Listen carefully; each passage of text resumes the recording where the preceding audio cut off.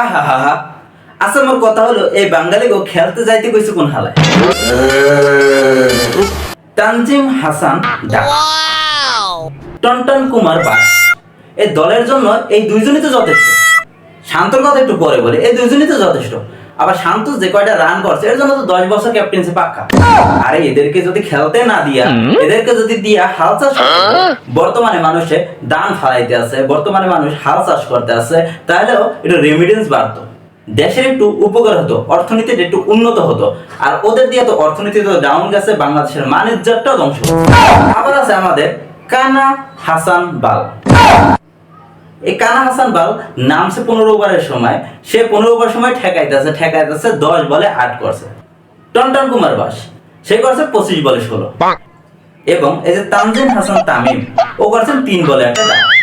তারপর হলো শান্ত, শান্ত যে রান করছে এর জন্য আবার মাশাআল্লাহ ঠিক আছে, আরো 10 বছর তুই 10 বছর ক্যাপ্টেন। এই বাংলাদেশের খেলা যদি মাহমুদুল্লাহ আর যদি হৃদয় না থাকতো তাহলে তো দেখতোই না মানুষ।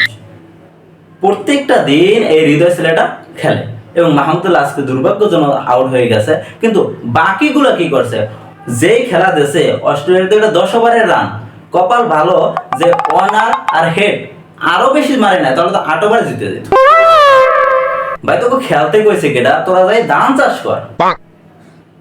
নাইলে বর্তমানে কুরবানি গেছে, রাস্তাঘাটে ব্লিচিং পাউডার দেওয়া লাগে কারণ সব জায়গায় গন্ধ হয়, তোরা এই কাজগুলো করাই।